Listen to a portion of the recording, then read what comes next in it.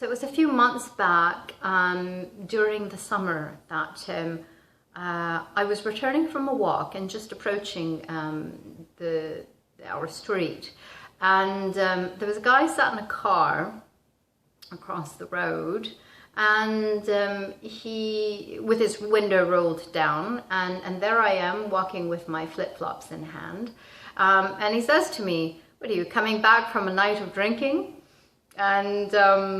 And I smiled and said, "No, just out for my morning walk." And I approached him,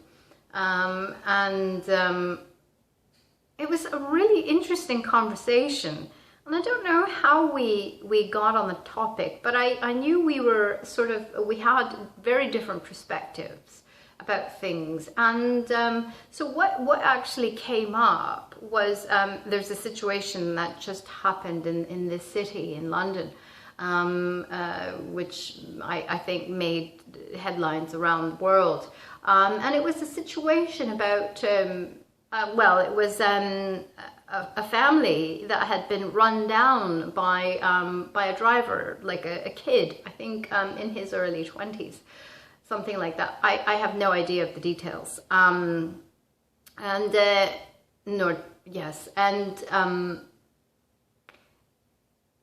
So he said, yeah, he's talking about the kid and how, like, he should be hung and all that kind of stuff.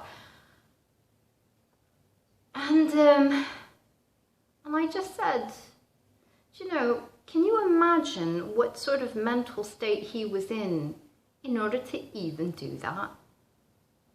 To run down a complete family? Like, I can't imagine. I can't. And it's sort of,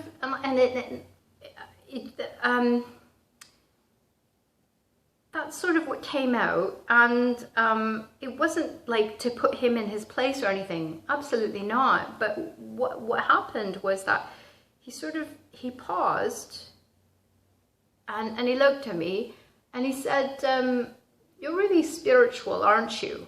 And I said, "Well, I'm just me. This is how I think, whatever." That was it. Wished him a lovely day and went on my way. Anyways, I relayed that story because now months later, there he was again on that same corner as I was approaching. I didn't realize it was him because it was a different car, and also it was dark. It was pitch black outside still, but he called out to me, and I remembered his name, so I approached, and it was really lovely, and we had a conversation, and he asked me if I walked down that way, whatever, and I said yeah, that's me, and so that was about a month ago that he saw me, and whatever, it's just a really lovely, light conversation, and then he had to go, and he said, it's always so nice to chat with you, to see you, and I said, likewise, absolute pleasure, have a wonderful day, whatever, and that was it. But you know what? Why I relay this story is because we obviously have different perspectives on things, and what I like to do is rather than take sides, is bring people to the middle and open them up. So here we are. I said that thing about the boy who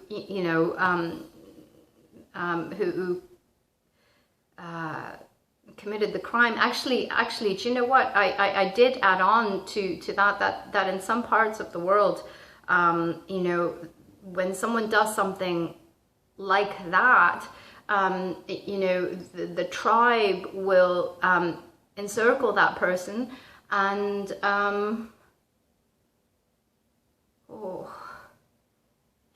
will ask that one what they did wrong and how they failed him. Yeah, that, yeah, I did forget that part. That just came to me. That's really humbling, I think. And I know it was for me the first time I heard it. So, yeah, that's why I relay the story, because there are other ways of looking at things. And when we can return to the compassion and love and humanness of things, the true color that we are, rather than the division and you know, propagating that, we're in a much better place. That guy and I, we could have had an absolute debate, you know, but here we are, and I don't know him, he doesn't know me, but he's happy, I'm happy, you know, when we cross paths. That was the second time, but you know, all that to say,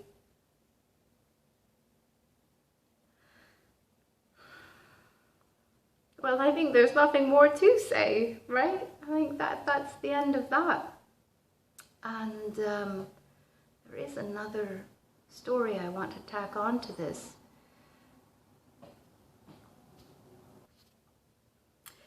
Yes, so this one's a little bit more, actually it's not more severe, actually it's not. But I might be seen as, well, I let you be the judge if you want to. Also in London, rather recently, there was a story, a horrible story of a toddler. I don't know how old exactly. I just read the headline. Actually, no, I actually did read this because I was so surprised. And toddler with its parents in a high-rise, newly moved in. I think they'd been there a couple of months or something, not a couple of days. It was a couple of, it was longer than just a few days, let's put it that way. And actually it doesn't matter. Anyhow, and they're up quite high, the 14th floor or something. And the child was out on the balcony and made its way through an opening between the balcony and the supporting wall. And yes, fell to the ground, died. Parents, I cannot imagine being them, can't imagine. But this is the even more sad part, and this is related to the first story that I shared.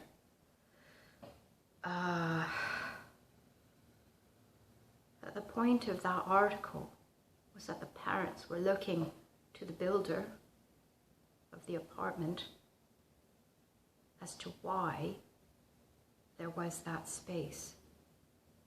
Why that was even allowed. And there were measurements given that actually it didn't meet the standards, and it was a little bit wider than it should have been. I wonder what you're thinking as I relay the story, because my immediate thought was, why was that child on the balcony unsupervised anyways?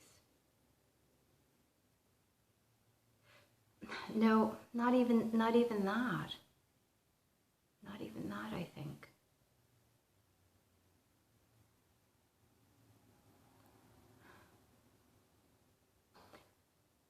It's just easy to blame, isn't it? It's easy to blame the kid who runs down the family. Just hate him. And hate all people like him. all young boys who look like him, wear the same kind of clothes, listen to the same music.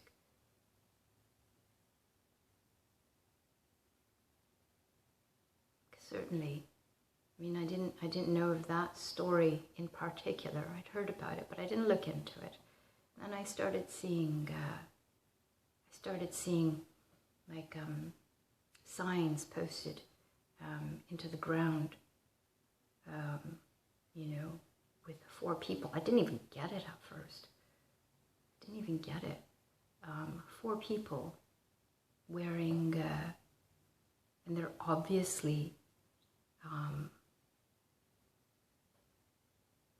Muslim, because a couple of them are, you know, have their heads covered, though it's like a sort of an animated, like a cartoonish sort of a portrayal.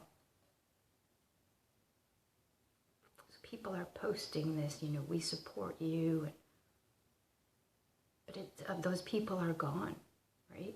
So we support you, we support the Islamic faith, we support, but we don't like that boy anymore.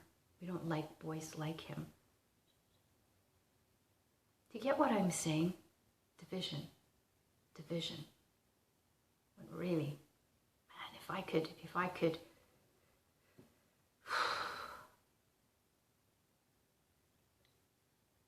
sit with that boy and learn him, oh man. Yeah, anyways, so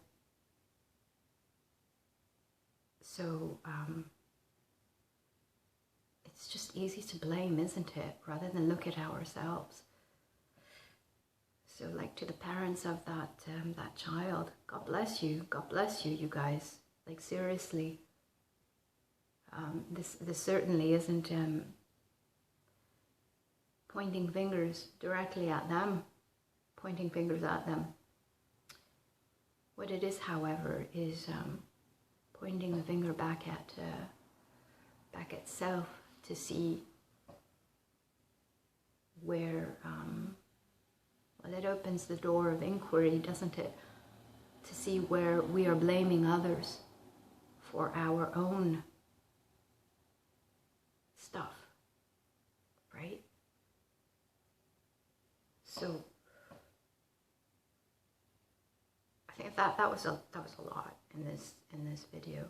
I think I'll just leave it at that, and allow you to digest that and see how you feel about it, and what you can do today, right here, right now, to make the world a better place. And remember that making the world a better place is first. Well, it starts with the world inside of you. So, that said, I wish you a great deal of love, and God bless you. Bye for now.